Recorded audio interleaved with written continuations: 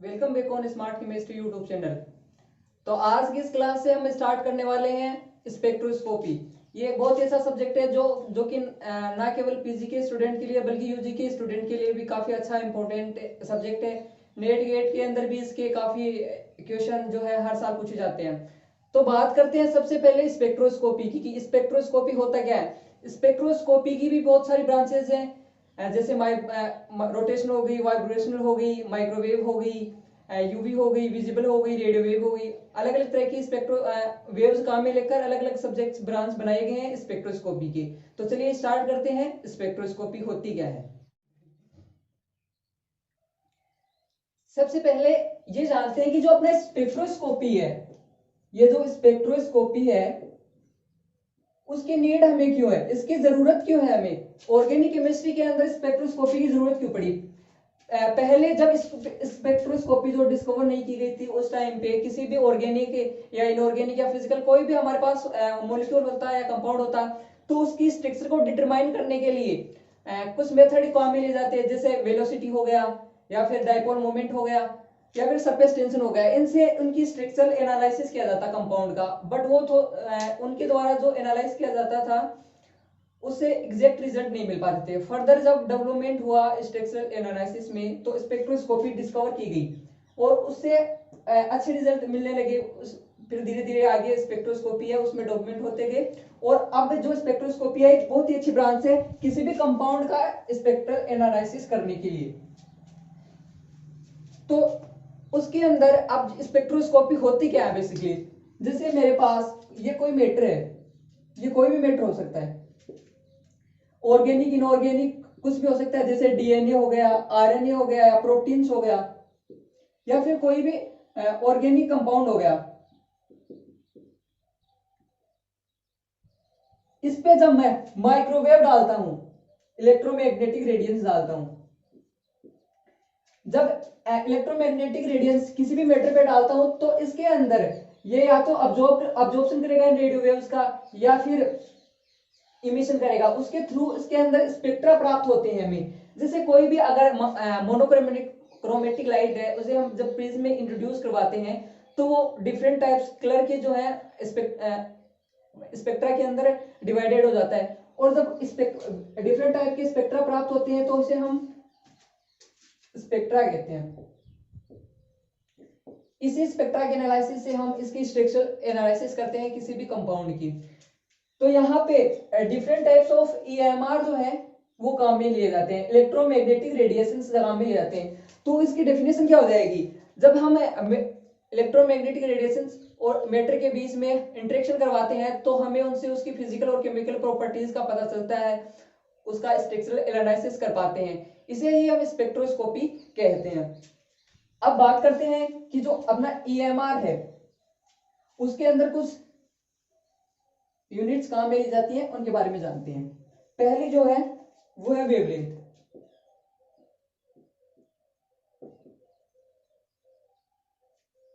Second जो है energy. Third मैं बात करूं फ्रीक्वेंसी।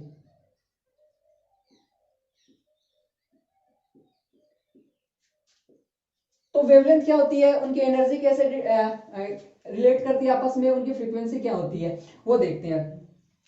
तो डिफरेंट टाइप्स ऑफ वेव्स होती हैं ईएमआर के अंदर। इलेक्ट्रोमैग्नेटिक जो रेडिएशंस होती हैं उनके अंदर डिफरेंट टाइप्स के वेव्स होते हैं। तो उनकी एनर्जी किसकी ज्यादा होगी, किसकी फ्रीक्वेंसी होगी और किसकी वेवलेंथ होगी वो जानते हैं। सबसे पहले 1900 के अंदर मैक्स प्लांक इन्होंने बताया था कि जो लाइट होती है उसका ड्यूअल नेचर होता है। साथ ही बताया कि जो रेडियो वेव्स होती हैं, जितनी भी रेडियो वेव्स हैं या रेडिएशंस हैं, वो सारी की सारी जब भी उनका इमिशन और अब्जॉर्प्शन होता है वो एक क्वांटा या फोटोन के रूप में होता है। फोटोन के रूप में होता है वो एक सतत सतत उनका जो इमिशन और अब्जॉर्प्शन है वो नहीं होता, एक फोटोन के रूप में होता रहता है। तो उन्होंने एक रिलेशन भी दिया था इनके बीच में, वो क्या दिया था कि जो E equal to h nu, इन्होंने ये बताया था। यहां पे एच जो है वो मैक्स प्लांक कांस्टेंट है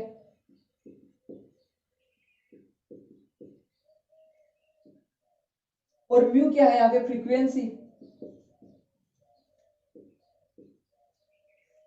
ई यहाँ पे एनर्जी। अब यहां से अपने जो सेकेंड रिलेशन है वो क्या निकल के आता है, अब यहाँ पे second relation nu equal to c upon lambda. तो यहां से ई इक्वल्स टू क्या हो जाएगा, एच सी अपॉन लेमडा। मैं इसे एक बार ऊपर लिख देता हूं,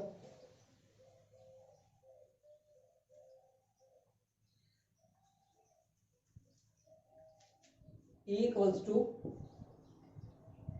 H nu equal to c upon lambda, so e equals to h nu upon lambda. अब यहां से इक्वेशन फर्स्ट, सेकंड और third, equation first second third से हमें पता चलता है कि किसी भी इलेक्ट्रोमैग्नेटिक रेडिएशन जो है उनकी फ्रीक्वेंसी और एनर्जी डायरेक्टली प्रोपोर्शनल होती है। यानी कि जिस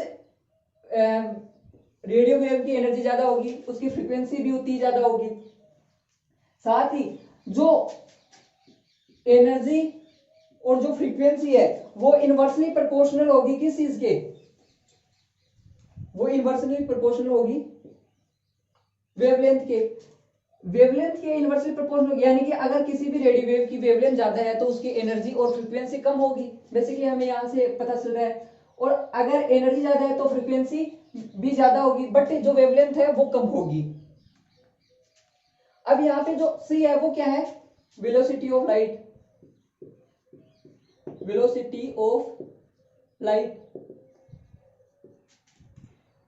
एच जो था वो मैक्स प्लैंक था और इसकी वैल्यू जो है वो 6.62 into 10 to power -34 joule per second. Velocity इसकी वैल्यू होती है 3.0 into 10 to power 8 metre per second. तो यहां से हमें इस फॉर्मूले से पता चल रहा है कि जो एनर्जी और फ्रीक्वेंसी है वो डायरेक्टली प्रोपोर्शनल होती है और ये जो एनर्जी और फ्रीक्वेंसी है वो बहुत जो वेवलेंथ है उसके इनवर्सली प्रोपोर्शनल होती है। अब बात करते हैं अब नेक्स्ट, जो ईएमआर है इलेक्ट्रोमैग्नेटिक रेडिएशंस है वो डिफरेंट टाइप्स की होती है। तो स्पेक्ट्रोस्कोपी के अंदर कौन सी रेडिएशंस काम में ली जाती हैं, डिफरेंट टाइप्स ऑफ रेडिएशंस काम में ली जाती हैं, उनके बारे में जानते हैं। तो बात करते हैं टाइप्स ऑफ इलेक्ट्रोमैग्नेटिक रेडिएशंस के बारे में। मैंने यहाँ पे टेबल बना दी है, इससे थ्रू हम आसानी से समझ पाएंगे इलेक्ट्रोमैग्नेटिक रेडिएशंस की वेवलेंथ, जो एनर्जी है, इनकी फ्रीक्वेंसी है, उसके बारे में। अभी मैंने आप लोगों को बताया था एक रिलेशन एनर्जी, फ्रीक्वेंसी और वेवलेंथ के अंदर क्या होता है। देखिए जो एनर्जी है वो directly proportional to wavelength and inversely proportional to wavelength, sorry frequency and inversely proportional to wavelength. Energy और फ्रीक्वेंसी जो है वो एक दूसरे की समानुपाती होती है, बट जो वेवलेंथ है वो व्युत्क्रमानुपाती होती है। यानी कि जिस भी मैग्नेटिक रेडिएशंस की एनर्जी ज्यादा होगी उसकी वेवलेंथ जो तरंग दे रही है वो कम होगी। सबसे पहले बात करते हैं गामा रेज की। तो गामा रेज का जो ये वाला ऑर्डर है वो इंक्रीजिंग ऑर्डर होगा एनर्जी का, नीचे की तरफ बढ़ती जाएगी। इनकी जो वेवलेंथ है यहाँ पे एंगस्ट्रम में लिया मैंने। जो गामा रेज है इसकी वेवलेंथ 10 टू पावर -2 से 1 होती है। इसकी वेवलेंथ सबसे कम होती है क्योंकि इसकी जो एनर्जी है वो सबसे ज्यादा होती है गामा रेज की, हमें भी पता है। तो गामा रेज है इनकी जो फ्रीक्वेंसी है और एनर्जी है वो सबसे ज्यादा होती है, यानी 10 to power 7 to 10 to power 5 इनकी इलेक्ट्रॉन वोल्ट के अंदर है एनर्जी, ये एनर्जी होती है। साथ में बात करूंगा फ्रीक्वेंसी की, तो फ्रीक्वेंसी जो है वो 10 टू पावर 20 से 10 टू पावर 17 इनकी फ्रीक्वेंसी होती है। यहाँ पे मैंने साइकिल पर सेकंड के अंदर इसकी फ्रीक्वेंसी ली है। नेक्स्ट मैं बात करूं एक्स रेज की, तो एक्स रेज की जो वेवलेंथ है वो 10 टू पावर 1 से 10 टू पावर -3 एंगस्ट्रम और एनर्जी जो है वो 10 टू पावर 5 से 10 टू पावर 3 इलेक्ट्रॉन वोल्ट और फ्रीक्वेंसी जो है वो 10 टू पावर 18 से 10 टू पावर 15 होती है। उसके बाद में यूवी रेज जो है इसके अंदर तीन पार्ट होते हैं, फार, मिडल और नियर। बट जो यूवी और विजिबल है इन दोनों को हम साथ में स्टडी करते हैं। इनकी जो वेवलेंथ है वो 10 to power 4 into 10 to power -3 से 7.5 इंटू 10 टू पावर 3 होती है। एनर्जी जो है वो 10 की पावर 3 से 5 होती है। साथ में फ्रीक्वेंसी जो है 10 टू पावर 16 से 10 टू पावर 14 होती है। यानी कि हमें सिर्फ ये वाला फॉर्मूला जो है वो याद रखना है, जिस भी रेडिएशंस की एनर्जी ज्यादा है उसकी फ्रीक्वेंसी उतनी ही ज्यादा होगी, और अगर फ्रीक्वेंसी ज्यादा है तो जो लेमडा है वेवलेंथ है वो कम होगी। अगर लेमडा जो है वो ज्यादा है तो फ्रीक्वेंसी और एनर्जी है वो ऑटोमेटिकली डिक्रीज होगी, यानी उनकी कम होगी। तो इस प्रकार से ये जो 7 रेडियो वेव्स है मोस्टली वो ही स्पेक्ट्रोस्कोपी के अंदर काम में ली जाती है। गामा रेज हो गई, एक्स रेज हो गई, यूवी रेज हो गई, विजिबल रेज हो गई, और आईआर जो रेज होगी, माइक्रोवेव हो गई, साथ में रेडियो वेव हो गई। इनकी जो वैल्यू है आप लोग स्क्रीनशॉट ले लीजिए इसका। आप लोगों को ऐसी कैसे याद करनी है। वेवलेंथ जो है यहाँ पे एंगस्ट्रॉम के अंदर है, इलेक्ट्रॉन वोल्ट के अंदर एनर्जी है, साथ में साइकिल पर सेकंड के अंदर इनकी फ्रीक्वेंसी है। और इनकी जो फ्रीक्वेंसी है, वेवलेंथ है, एनर्जी है, इसके अकॉर्डिंग अलग अलग ब्रांच के अंदर इन लोगों ये जो रेडिएशन है इनका यूज किया जाता है। जैसे गामा रेज है, इसका यूज जो है वो मेडिकल साइंस के अंदर किया जाता है। जो कैंसर ट्यूमर्स है उनका उनको डिटरमाइन करने में काम मिल जाती है। एक्सरेज इनको तो बेसिकली सभी जानती है, जब हम एक्सरा करवाते हैं तो इसके अंदर जो एक्सरेज है वो बॉडी के पार्ट्स को शो करती है, जो इनर पार्ट्स है उनको दिखाती है। इसी प्रकार से यूवी रेज है, इस प्रकार जो विजिबल रेज है इनको हम नेक्ड आई से देख सकते हैं। और जो इंफ्रारेड रेज है, इसी प्रकार से माइक्रोवेव है और रेडियो वेव है। तो ये जो सारी वेव्स हैं इनका इनके फ्रीक्वेंसी के बेसिस पे हम इनको अलग अलग स्पेक्ट्रोस्कोपी की इनकी ब्रांच बना दी गई है, उनमें इनका उपयोग किया जाता है। और जो ऑर्गेनिक कंपाउंड ले लीजिए या बायोलॉजिकल कंपाउंड ले लीजिए या फिर आप कोई भी कंपाउंड ले लीजिए जो कि नेचर के अंदर अवेलेबल है, उनका स्ट्रक्चरल एनालिसिस किया जाता है। स्पेक्ट्रम के आधार पर ही इनका जो एनालिसिस है वो किया जाता है। इस प्रकार से जो इलेक्ट्रोमैग्नेटिक रेडिएशंस है वो डिफरेंट टाइप्स की होती हैं। अब बात करते हैं कि जो ईएमआर है, इलेक्ट्रोमैग्नेटिक रेडिएशंस है, इसके अंदर जो कई बार कॉम्पिटिटिव एग्जाम्स के अंदर क्वेश्चन पूछ लिए जाते हैं कि हमें जो इस वाले फॉर्मूले से ही ज्ञात करना होगा कि कभी एनर्जी पूछ ली जाती है, साथ में फ्रीक्वेंसी और जो वेवलेंथ है वो दी जाती है, या फिर वेवलेंथ पूछ ली जाती है, या माइक्रो जो फ्रीक्वेंसी है वो पूछ ली जाती है। तो चलिए एक एग्जाम्पल के थ्रू इसको समझते हैं। तो चलिए एक क्वेश्चन सोल्व कर लेते हैं। Calculate the wave number for 2.5 mu wavelength. यहाँ पे हमें वेव नंबर डिटरमाइन करने हैं। तो हमें पता है कि जो वेव नंबर क्या होता है 1/लेमडा। तो यहाँ से हमें लेमडा की वैल्यू दी गई है। लेमडा कितना है 2.5 म्यू। सबसे पहले इसको चेंज करते हैं सेंटीमीटर इनवर्स में। तो इसको जब चेंज करेंगे तो 2.5 इंटू 10⁻⁴ से मल्टीप्लाई कर देते हैं।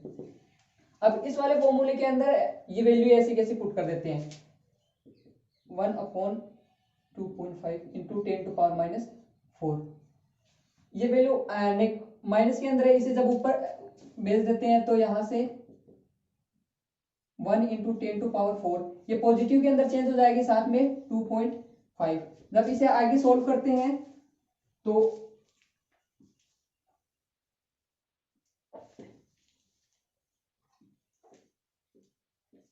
और यहां से जब इसका कैलकुलेशन करेंगे तो 4000 सेमी इनवर्स इसकी वैल्यू निकल के आती है। यहाँ जब हमें ऐसे क्वेश्चन कॉम्पिटिटिव एग्जाम्स के अंदर पूछ लिए जाते हैं, वैसे आते नहीं है बट नॉर्मली पूछ ली जाती है। तो यहाँ से जब हम 2.5 वेवलेंथ को वेव नंबर के अंदर कन्वर्ट करते हैं तो यहाँ से ये वाला फॉर्मूला जो है वो काम में लेके कन्वर्ट कर सकते हैं। तो इस वीडियो के अंदर हमने देखा कि स्पेक्ट्रोस्कोपी होती क्या है, उसकी नीड हमें क्यों है ऑर्गेनिक केमिस्ट्री के अंदर या केमिस्ट्री सब्जेक्ट के अंदर। काफी अच्छा सब्जेक्ट है स्पेक्ट्रोस्कोपी, जो कि स्पेक्ट्रल एनालिसिस में मोस्टली इसको काम में लिया जाता है। उसकी डेफिनेशन क्या होती है स्पेक्ट्रोस्कोपी की, जब हम कोई भी इलेक्ट्रोमैग्नेटिक रेडिएशंस और मैटर के अंदर इंटरेक्शन करवाते हैं तो इससे हमें स्ट्रक्चरल डेटा प्राप्त होता है किसी कंपाउंड का, चाहे वो डीएनए हो, प्रोटीन हो या फिर ऑर्गेनिक कंपाउंड्स हो, उनका स्ट्रक्चरल एनालिसिस कर पाते हैं। डिफरेंट टाइप्स ऑफ हमने इलेक्ट्रोमैग्नेटिक रेडिएशंस देखे, उनकी एनर्जी, फ्रीक्वेंसी और वेवलेंथ देखा, उनमें रिलेशन देखा कि कैसे एनर्जी डिक्रीज होती है तो वेवलेंथ और जो फ्रीक्वेंसी है वो इंक्रीज होती है। साथ में हमने एक क्वेश्चन किया कि किस प्रकार से हम वेव नंबर से वेवलेंथ जो है डिटरमाइन कर सकते हैं या फिर एनर्जी डिटरमाइन कर सकते हैं। सो गाइस वीडियो कैसा लगा कमेंट सेक्शन के अंदर जरूर बताएं, लाइक शेयर कमेंट करें। और आप लोगों ने अभी तक हमारा YouTube channel smart chemistry subscribe नहीं किया है तो सबसे पहले स्मार्ट केमिस्ट्री यूट्यूब चैनल को सब्सक्राइब करें, बेल आइकन को प्रेस करना न भूलें जिससे हमारे आने वाले वीडियोस की नोटिफिकेशन सबसे पहले मिल सके।